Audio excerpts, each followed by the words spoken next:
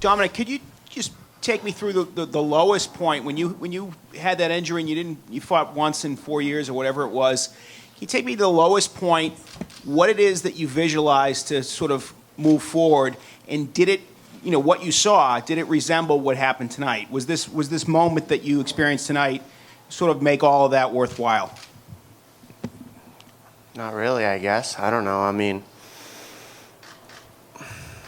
I don't know how to put it, that when you went through what I've had to go through with the injuries, you can't really put yourself in this situation. You kind of got to actually erase it from your mind in order to get through the injury. And then after you get through the injury, then you got to look at the 12-week camp that's in front of you, because your camp has to be twice as long because you haven't fought in so long, and you're fighting for 5 rounds instead of 3. So then after you look at the camp, then you got to look at the weight cut. And then after you get through the weight cut, then you can look at the fight. And then after you get through the fight, you end up here, and I haven't even had a second to take it in. I'm just here. I'm just being honest. It's like, I don't know. I haven't seen the fight yet. I've had like 4 interviews on the way here. So I'm happy, but I haven't really had a chance to take it in yet and like feel it. The best feeling I had so far was being able to look at everybody and how happy they were that I won. That was cool. That was cool. Do you think that TJ did enough to earn a rematch? There were a lot of cheers at the end of the fight. Obviously, it's a split decision. Would your preference moving forward be to fight TJ? And if not, what would your preference be moving forward? I mean, I just won the belt, and I've said this so many times that nothing really belongs to you, because right when you hold the belt up, Dana, Lorenzo, media, everybody in the world's already come up with 3 other matchups for you. People start yelling at you. There's a target on your back. He didn't really win. I could do better. I mean, I haven't even gotten a pat on the back for the win. I'm already getting asked who I'm fighting next. It's like, I'm here. Just let me win.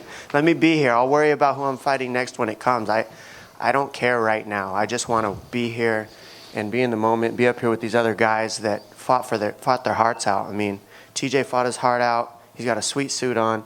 Travis fought his heart out. All these guys, like, let's be here with that instead of worrying about matchups right now.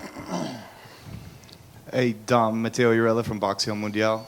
You and I spoke on Thursday about the level of perseverance it takes for a guy like you just to get back to the fight, which I think was a victory in itself, and to get the victory over a tough champ like TJ is even sweeter. If you want to talk a little bit, because you had such a brilliant answer about the level of perseverance and mental fortitude it took for you to get back the belt that you never lost.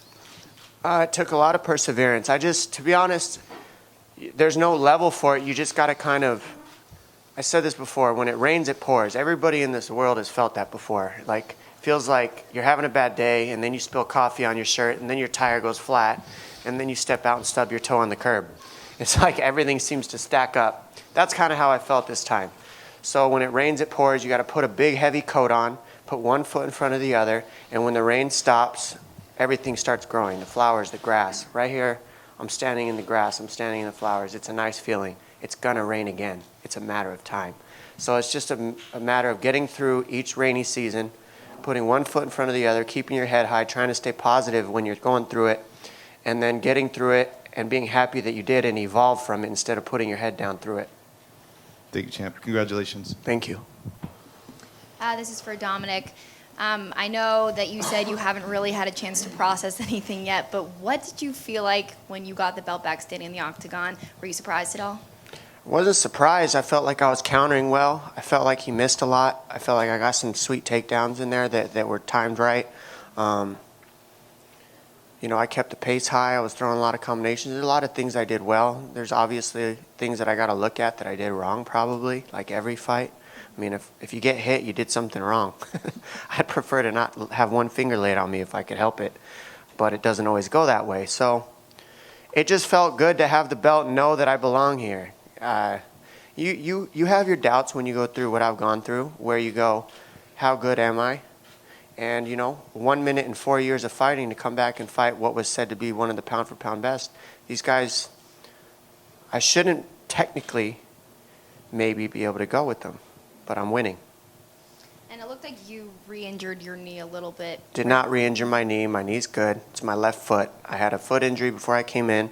Plantar fascia tendonitis, lots of golfers get it. I wish I was a golfer. It'd be a lot easier, more money.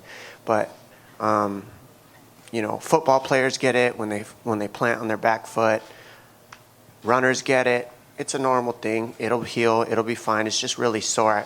It's weird to me that as fighters, we're not able to tape our feet, tape our ankles. Football players can, basketball players can, hockey players can. The best athletes in the world are able to tape their ankles, tape their feet. A little bit of tape probably would have helped a little bit, but, it is what it is. I made it through. It hurt in the 5th round. Before that, I was fine. Take one more question. For Dominick, please. Dominick, I know you don't want to focus on the injury. Thanks for the details that you had. How long do you think it will keep you out? And what is the plan moving forward? I know you don't want to focus on another fight right away, but you lost so much time. What is the plan as far as frequency moving forward? I didn't say I didn't want to focus on a fight right away, but, I didn't even get to have this win. I'm here still talking about the next fight. So I don't know. I guarantee you Dana has an idea. I guarantee you Lorenzo has an idea. Ask him. I guarantee you we don't. Well, then there you go. That's about how much I know. So let's give it some time. But as for the injury, I'll be fine. I've dealt with worse. I'll be fine. Just let me get an MRI on my foot. I don't think I tore it all the way. I think it just hurts real bad. I just fought for 5 rounds on it. It was a similar question that TJ got earlier. He was asked if he respected you. You were in there for a tough fight, Dominick. Did he gain some respect from you tonight? I always respected him, but we're fighting. So when you're in a fight with somebody, when they're talking about taking your head off and knocking you out in 2 rounds and not giving you any respect whatsoever, with that, I got mad and I said what I wanted to say back. It wasn't about disrespect. It's just about we're getting into a fight.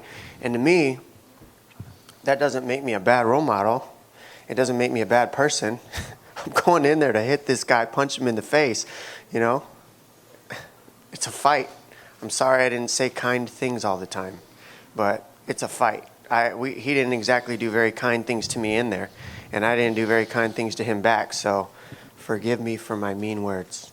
And just one last one for you, Dominick. You kind of surprised us taking a swipe at Kenny Florian there at the end. Can you, was that friendly fire, or was that... That's friendly fire.